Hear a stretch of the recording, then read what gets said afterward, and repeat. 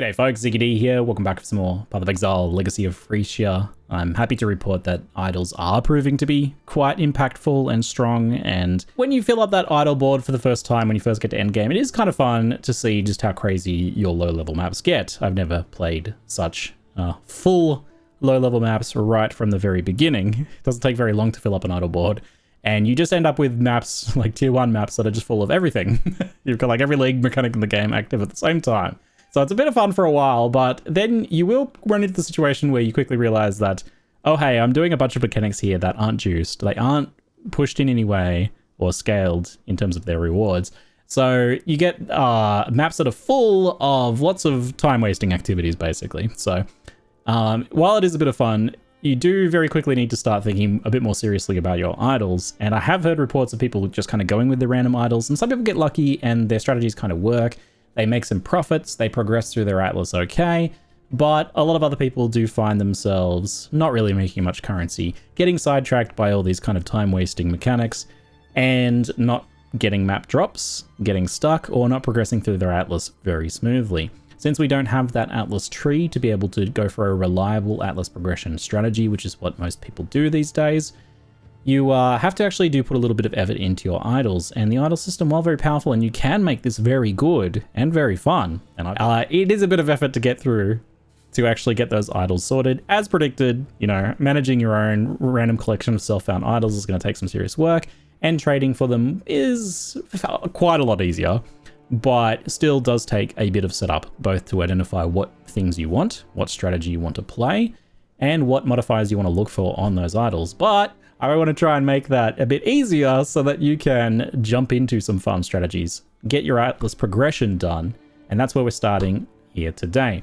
So I did make a gigantic guide here on Maxroll, which does go into a lot of detail about kind of a core atlas progression strategy, the actual specific idols, and all of the modifiers for each different aspect of the strategy that you can include. So you can have a read through that if you want, but I will explain most of what you need to know here and give you some overview and maybe some extra insights in a bit more of an informal manner here in the video as well. In addition to that, I did include here in this guide trade links for each of the different idol categories. So whether you want to get a good 2x2 Conqueror idol, or you want to get a totemic idol to fill a slot and try and build out that strategy, I have made a trade link for each of these different idol types that you can then go ahead and customize, and I'll show you how to do that in a moment. So you can find those trade links in the Maxroll article there too. So what exactly is an atlas progression strategy here, and how do you build it out?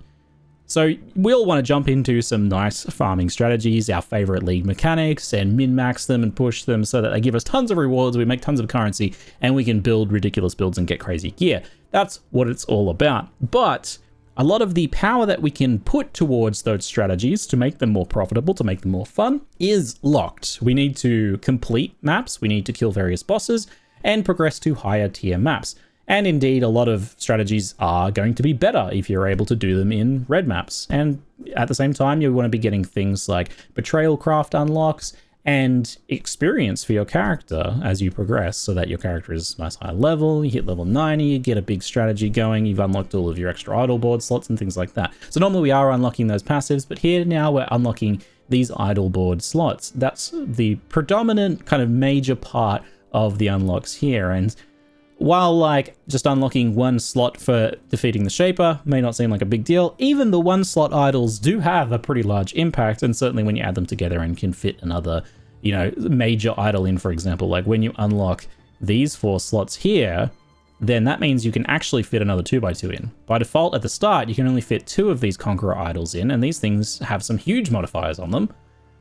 But once you've actually fully unlocked your idol board slot, you can fit in 1, 2, 3, and 4. So you can actually double the power that you can get from some of those larger ones there, or indeed be able to do more, because you're quite limited in how many of these totemic idols, for example, you can fit in. So you get a lot more options available to you, not only just the extra space for more idols, you can jam pack them with minor idols and get a lot out of that, or you can actually be a lot more flexible in the type of strategy that you want to build. So there's a lot of power to unlock there, and it's all done by getting all of these unlocks here. So we want a nice atlas progression strategy to be able to proceed through the maps nice and quickly, to not have to buy maps off other players. I loathe buying maps off other players.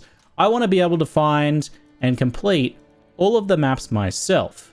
And with the combination of a good Atlas progression strategy and making sure we take advantage of things like Orbs of Horizon to fill out missing ones, Val Orbs and of course Kirak missions are very useful as well for filling out any missing ones, as well as obviously doing Kirak missions allows you to refresh Kirak's vendor so that you can buy additional ones. And the combination of these things with a solid Atlas progression strategy that's dropping you plenty of maps will mean that you don't have to buy any maps. And that's really what it's all about. You can reliably, without too many slowdowns or without ever grinding, you can basically just do each map once as you progress through, at least until like mid-red tier, before you might run into a situation where you have to run a map several times. Take advantage of all those options. That's definitely a big takeaway here. And don't forget you can do things like take 3 of a kind maps and vendor them to turn them into the next tier up.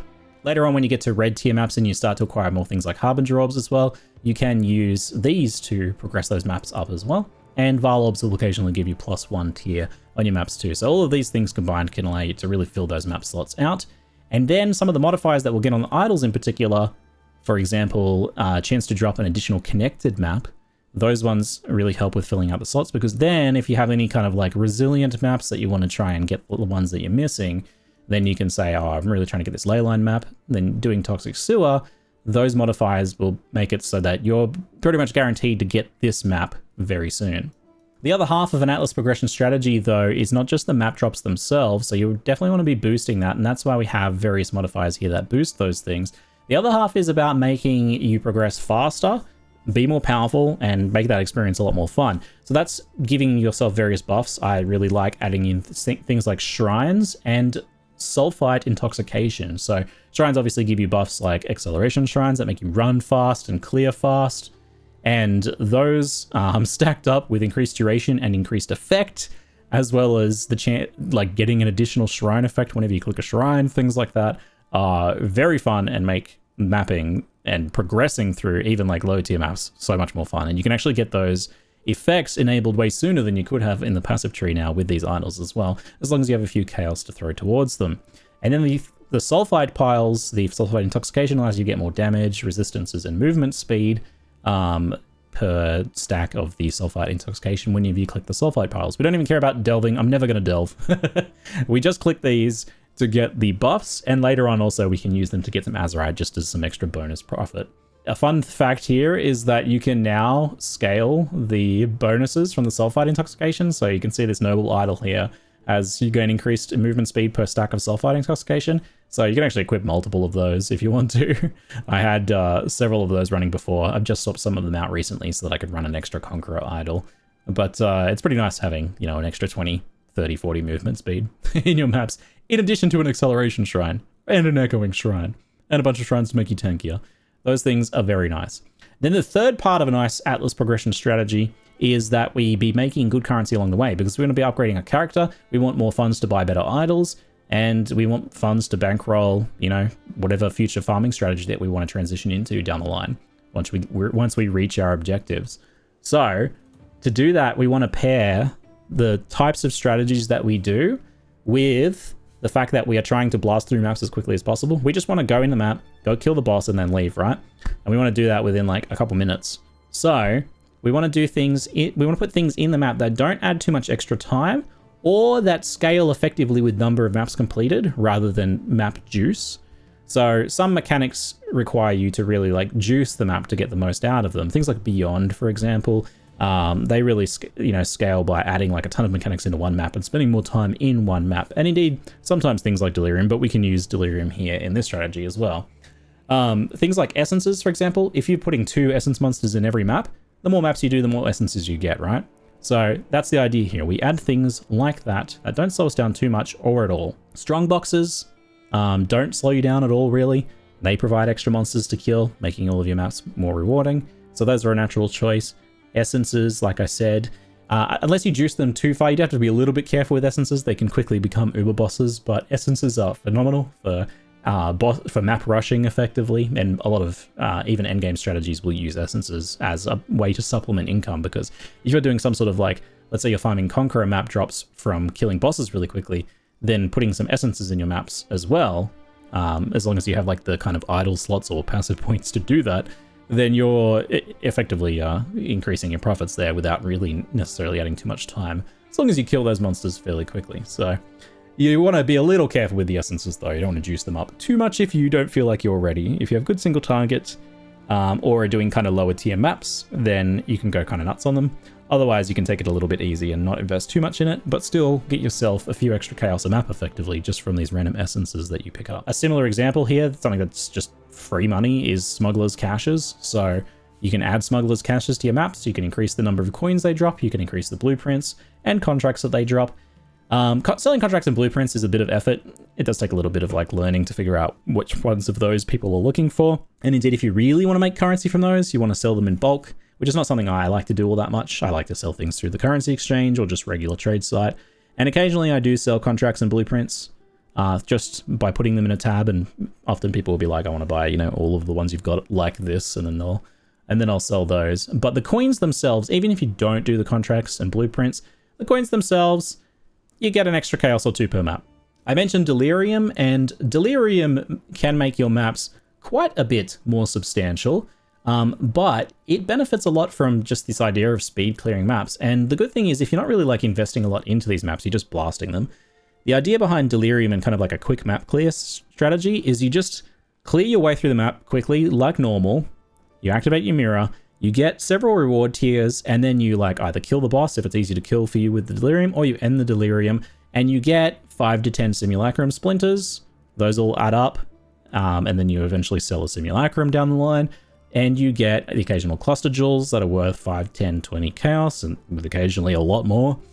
And you get, more importantly, really, just lots of random currency. The reward tiers from the Delirium rewards, consistently very nice extra currency. I've done many different Delirium farming strategies. And on top of that, you do fairly regularly. Most maps get a Delirium orb too, and some of those are worth several chaos each as well. So it's all in all, it's just a few extra chaos per map, and that's really what it's all about. Each of these things is just a few extra chaos per map, and Delirium's one of the juicier ones that you can add to maps too. There's a lot of scaling you can do for the idols as well for Delirium. You can increase kind of how fast it scales. You can increase the rewards that you get back when you kill monsters, like delirious monsters, how much reward progress you get from them. You can have a chance to add extra rewards and things like that, as well as just ensuring that you have a mirror in every single map is very easy to do. Even if you do very little additional scaling for it, just having a mirror in every map and just kind of popping it, running through, and then just turning it off if it ever gets to be too overbearing is a great just bit of extra currency per map. The biggest downside of the Delirium, of course, is that it makes all your maps grey. That's my least favorite aspect of it. Another thing I mentioned is Betrayal. Betrayal works very well with an Atlas progression or fast mapping strategy for a few reasons. Most of us want to get the Betrayal crafts unlocked for ourselves. Very few of us want to trust trade people where we like give our item and some currency to someone and then hope that they give it back. So it's really nice to be able to just have all of your Veiled Craft unlocks yourself and get those done. And running Betrayal on your maps for a while, especially with some of these item modifiers, will get you those craft unlocks very quickly. I think like I did it for a few hours and I pretty much have everything at this point. And I did a Katarina fight and got some of the extra ones from Katarina, as well as getting a Katarina boss fight's so easy these days as well. So even if you're like halfway through progressing the Atlas, I think I just did a tier 10 map and then I hopped into Katarina fight and crushed her easily. She's a pretty easy boss fight. And I got I got one of the Veiled Orbs, so that was 200 chaos I sold that for. They're worth even more later on. So Betrayal is very good extra money, as well as those Veiled Craft unlocks. The only downside is that as far as all of the strategies you might want to put into an Atlas progression, like a strategic setup, is it's slower. It will slow you down compared to other things. Most of the other mechanics don't really slow you down too much. And most of Betrayal's pretty quick, but you do have to go into the research rooms and clear those. So it's an extra 30 seconds or something in each map. You'll want to consider whether that's something you want to add, or if you just want to blast through the Atlas as quickly as possible to get to your other strategy. I think it's super worth it. You can get insane progress on your Syndicate board and get like a bunch of extra currency and scarabs and other fun bits and pieces from Betrayal. It is fairly rewarding overall, and the idle potential for farming this is looking insane for an actual dedicated strategy. But even on a less dedicated strategy like this, just as a kind of doing Betrayal on the side, is a bit ridiculous. Something that's really nice as well is like the Betrayal Scarabs to just make the area contain June. Free up 2-3 prefixes from your idols, and they only cost 1 chaos, thereabouts. So they're very cheap, and you can just enable Betrayal in every single map with that at the cost of 1 chaos per map, which very much pays for itself. And then you can focus your idol modifiers on other things, and you can get some things that boost your Betrayal reward levels, basically. So make it so that they're always getting 2 ranks and stuff like that whenever you execute them. It can be very nice. This is just what I'm running so far. There's obviously tons of rooms for optimization for this, but I think for this particular strategy, you don't need to be super optimized. You get a few of the things that boost your map drops, and then a few of the other things that synergize together well, and maybe like cut one of the mechanics that you're less interested in to focus on the others. Then you've already... I mean, I've done the work here. That's the point. I've collected the strategies that I think work well together and given you the trade searches so that even if you don't do a good job of the trade searches, doing what you should do, which I'll show you in a second, it'll still work. You can do better if you follow some of my advice on like modifying the trade search as you go. But anyway, here's what I'm running at the moment. You certainly don't need to go for the Conqueror idols, but I did actually find they're surprisingly cheap. The ones that are funnily enough most expensive are the minor idols, with the maps have a chance to become 1 tier higher. That affix is pretty sought after, and it's hard to get these below 20 chaos. I will just say that I spent between 5 to 30 chaos on nearly all of these. I ended up buying this one here, this one Conqueror idol that I thought was particularly good. It was a steal for about 1 divine, just because this thing was nuts. So this is probably beyond what you need. It's got like half a chance to spawn Delirium Mirror on itself. Extra shrine effect, which is super fun. Not necessary at all. I did run for ages without that, but getting 2 shrine modifiers per shrine is really good. And it's got the effect of explicit modifiers per map quality thing. I'm not even using that for progression right now. I'm not chiseling my maps until I get to like mid to late red maps. And then the not consume scarab. So this was an idol I kind of got more for later on than actually now. But prior to that, I was just using some more of the move speed ones. So I should have in here my other Atlas progression ones. So I can show you those, in fact. What I ran with most of today until I just very recently got rid of that one. So most of today I ran this setup here. The unique order, I just blocked Ultimatum because I'm sick of him taunting me. It makes me feel bad. So this is kind of my overall setup here. The Conqueror idol that I got here gives intelligence for random Immortal Syndicate whenever you complete a map. Very cool. You're completing maps very rapidly, so this board fills up very quickly. As you can see, I've just done it and refreshed it and made some very nice profits from that. So that was sweet. I made like 3 divs or something from that turnover. So we're on our way to starting to build up another one already. So that one's very fun. I quite liked that. And we have Simulacrum Splinter increase, chance for free crafting options so that we can just blast on, extra dominations and things like that. Whenever I get a harder map that I want some extra shrines on, I'll chuck domination on for 3 chaos. But you can totally do without any of those, or just use random free ones that come up every now and then. I've just been using the near free 1 chaos Betrayal Scarabs. That's pretty much all I've been using there. You can mix and match several other ones. There's some suggested in the Maxroll guide you can check out. Over here we've got Kirak missions, so just a little bit of extra Kirak missions, very nice, just to get those stubborn maps that kind of you end up missing. You can just hold your alt through here and find the ones you're missing. And some of the modifiers in my mod lists are also to get scouting reports or to get better scouting reports. So I used a couple singular scouting reports to complete some of the unique maps. Those are very nice. And you've got the exploring ones as well to help you dig out some of those extra maps that you're missing. So now that I'm kind of progressing into red maps, I'm missing like, one here, for example. So I'll just use Kirak to get that and complete those out nicely.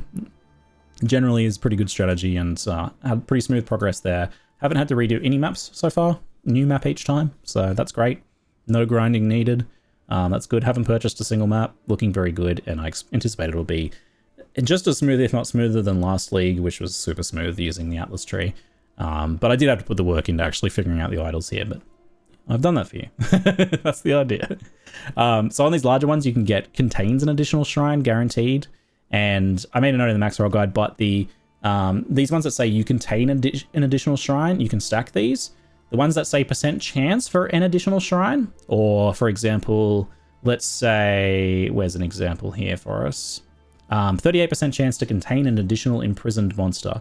Those ones stack up to 100%, but they don't stack beyond 100%. So it's, if you get, let's say, 150% chance to contain an additional, it's just 100% chance for one additional. So this enables on your map, or adds one on your map, and these are on the smaller shrines, the 1x1s and the 1x2s. But the 3x1s can then stack with that. So you can get these ones that are just a guaranteed additional shrine. So you can get 100% chance for an additional shrine, and then you can get an additional shrine on top of that, or even several of them. In fact, the Conqueror idols, these larger ones, can get 2 additional shrines. So otherwise, we've got the movement speed for Sulfide Intoxication, Breach 1, skip, not focusing Breach. Mirror of Delirium, I've tried to stack that up to 100%, 96, as good as 100. I think you have 5% base or something, so that's fine. That's the sort of thing we want to do. We want to have that mirror on every single map, so that's very nice. If you don't like Delirium, you totally skip it. Just focus on the other mechanics. They'll just get a bit better because your mods will be focused on those. So we got, you know, things like the chance to gain Delirium here. I've tried to get the tier 1 to 15 maps to be 1 tier higher on most of the minor idols. You don't need it on every single one, but having like 10% of this is going to be very nice, which that's 2 idols.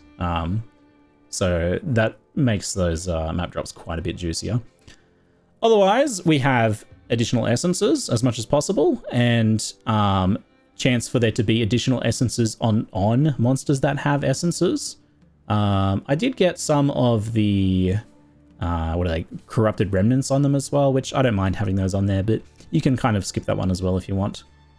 I've gone with enabling Nico through here, but you could do it through Scarabs alternatively. Obviously, we're stacking strong boxes as much as we can, and we also get a little bit of stuff like the damage per Sulfide Intoxication, and you can see the additional essences on the top of this one here.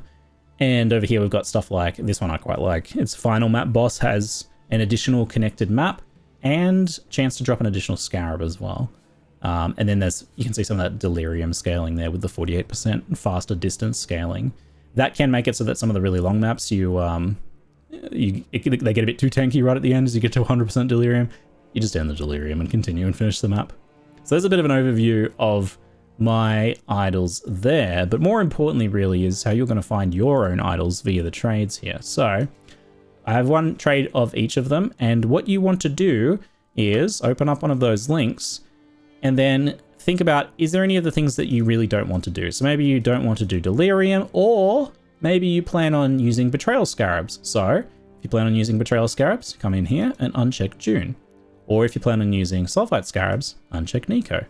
So you can do that, and then begin searching for some of these idols. I recommend starting with the 2x2 and 1x3 or 3x1s, the larger idols first, and then building around those. So get 1 or 2 of the larger idols of each of those. So get 1 or 2 of these larger ones, and then build down from there. So I've shrunk this list down a lot here. Some of these large ones can be quite cheap. I've explicitly set up the trade searches to make them so. So I've got this count list here, for example, on the Conqueror idol, just to use this one. And I've set it up so like there needs to be one of these, what I consider the top modifiers. So this is 2 additional shrines. That's really good.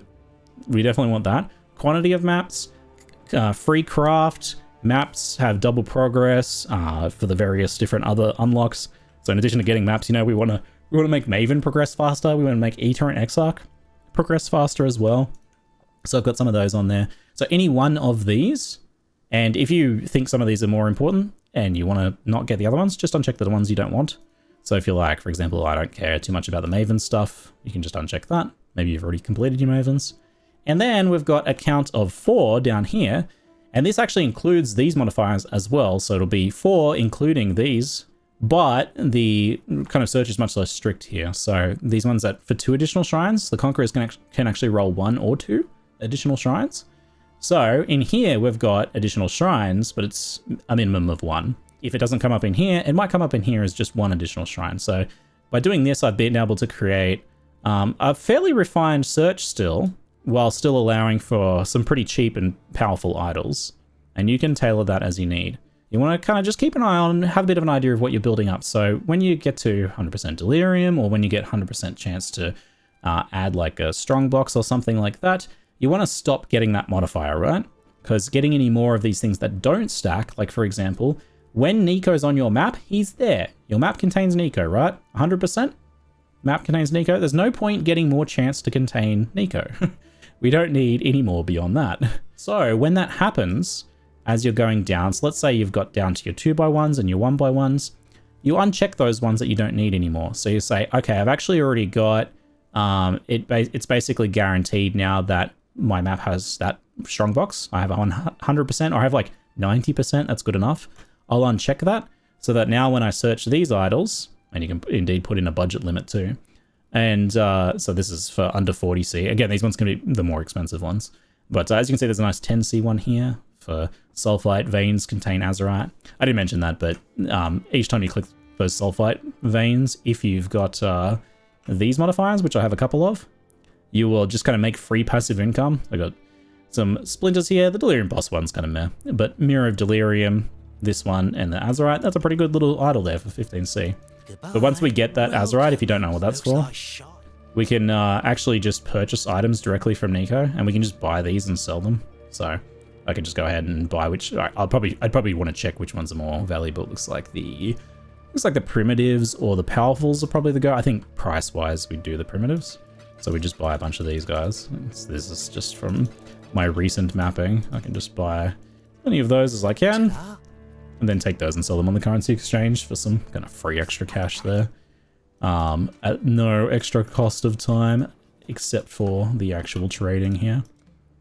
So as you build those out and pay close attention to your what ones you've got activated and full and can no longer stack, then just make sure you uncheck them from the trade list. So I think like some of you might just want the easiest things. You'll just buy, you know, some idols and fill the board up. But if you really want to do it well, do make sure you customize this trade. So there's a few things you can do. You can uncheck them as you go. You can, if you want to get really cheap ones, let's say, for example, you want to get some really cheap minor idols. Here's what you can do. You can uncheck this tier 1 to 15 maps because that one's quite expensive. So we just turn that one off. If we search again with 4, it'll actually be a lot more options and a lot cheaper. And you can be more restrictive then, because as you get more restrictive, things are going to get more expensive. So if I just go ahead and turn a bunch of these off, if I'm looking for 4 from this very limited list, they're going to be potentially a lot more expensive, depending on what the modifiers are. Still some cheap ones there, but you get the idea.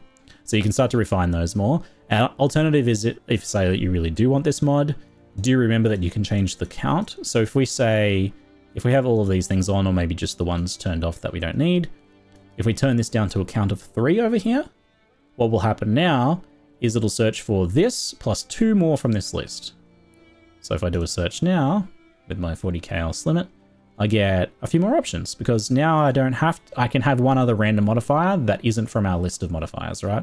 Something that's for some other farming strategy, like, you know, Eldritch Echo being duplicated here.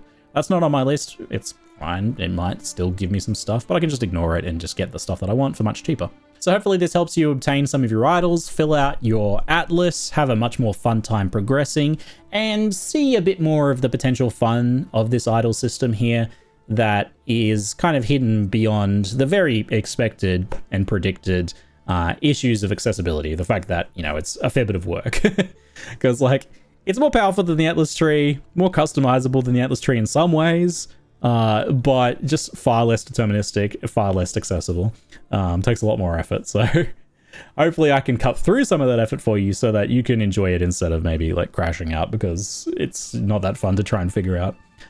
And if this is something you liked and you would like to see other farming strategies, like maybe, I don't know, you want to see how would we do betrayal farming with this, and then maybe I could make a similar setup and find all of the affix, all the various things that go well to that, test the strategy, and then make, like, I don't know, some trade searches and a guide for that if you'd like, if there's enough interest. Right now I'm interested, so that's a good sign. Anyway, that's it for now, folks. I'm Ziggy D, and thanks for watching.